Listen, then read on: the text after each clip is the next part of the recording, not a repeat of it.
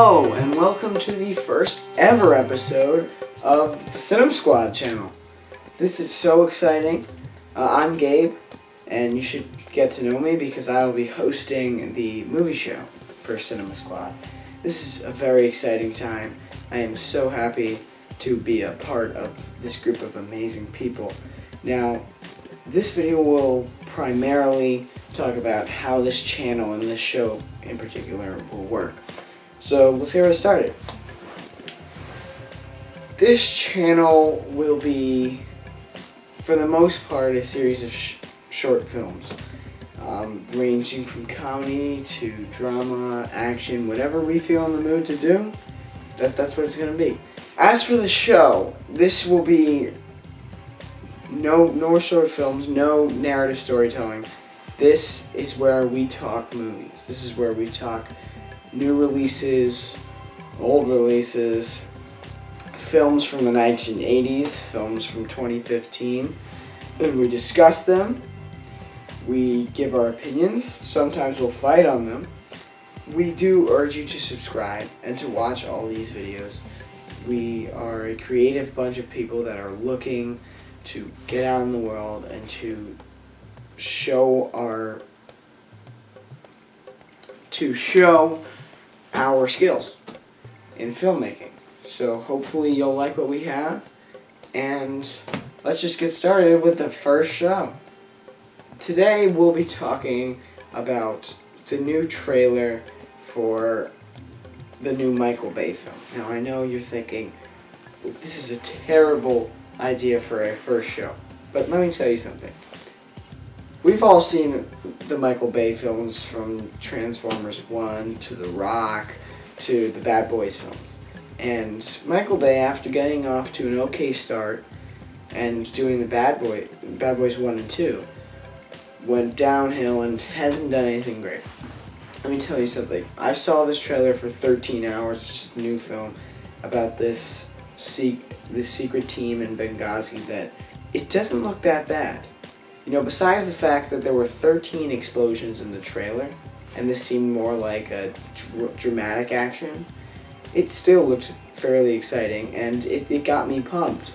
And for the first time in a long time, I watched a trailer for a Michael Bay movie, and I was like, damn, I actually want to see this, because unlike the recent films he's done, like the Transformers franchise, like Teenage Mutant Ninja Turtles, this is an original idea.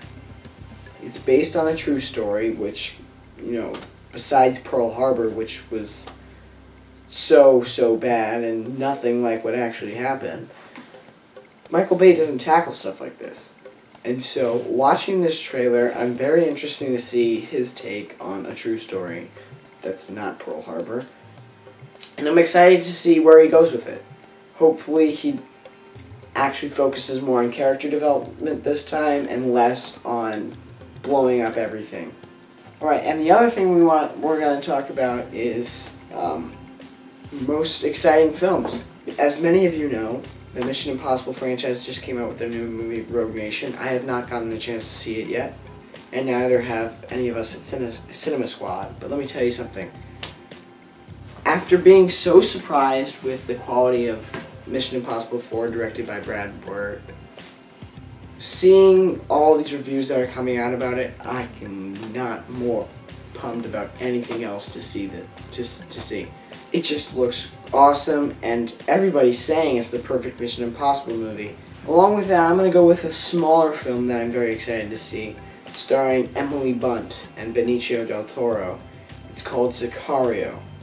This looks interesting. Let me tell you something. Emily Blunt looks great, and coming off of a phenomenal movie, An Edge of Tomorrow, which I just loved, and you know, I'm going to talk about Edge of Tomorrow a lot. It was one of my favorite films from last year.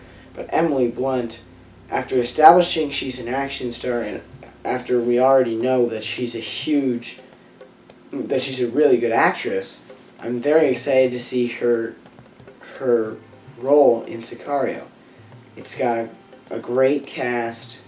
It's a great idea, and so I'm very excited to see where they go with this. For our final topic of the first ever episode of the SinemaSquad movie show, what better way to close out this very important event than to talk about what I think are the best movies of 2015 so far.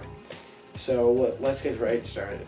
And my second favorite movie of this year was Ex Machina.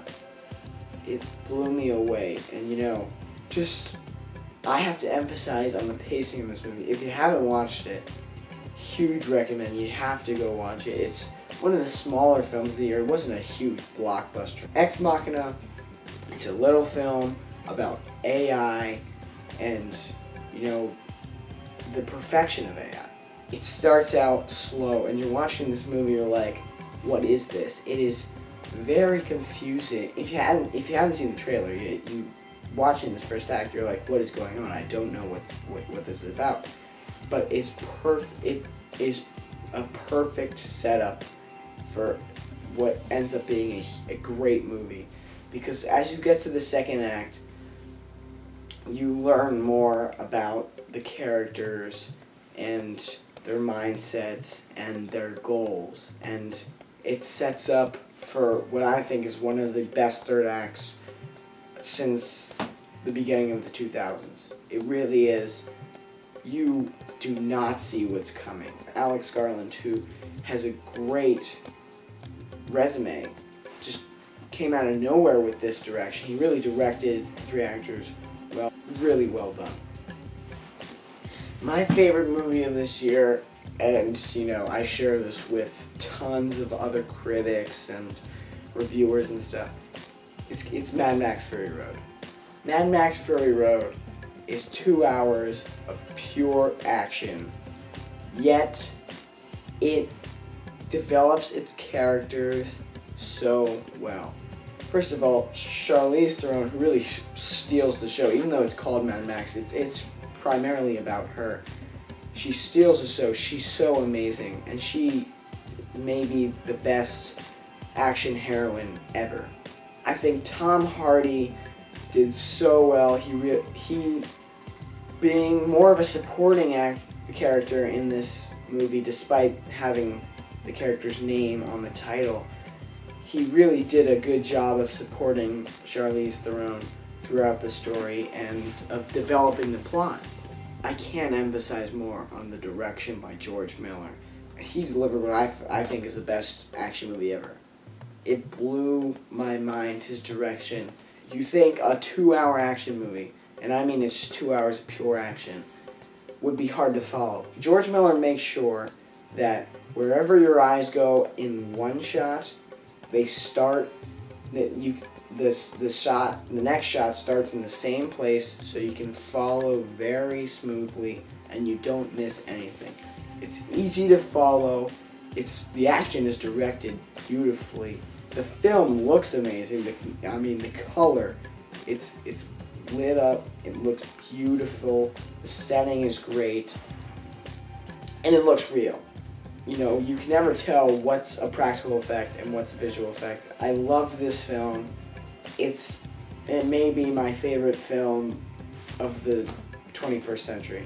It's really that good. Mad Max Fury Road, I think, is the best action movie I've ever seen. And it's one of the best movies I've ever seen, period. I came out of the movie theater blown away. I still can't stop talking about it, and it's been about a month and a half since I saw it. So that's going to do it for the first episode of the SinemaSquad movie show.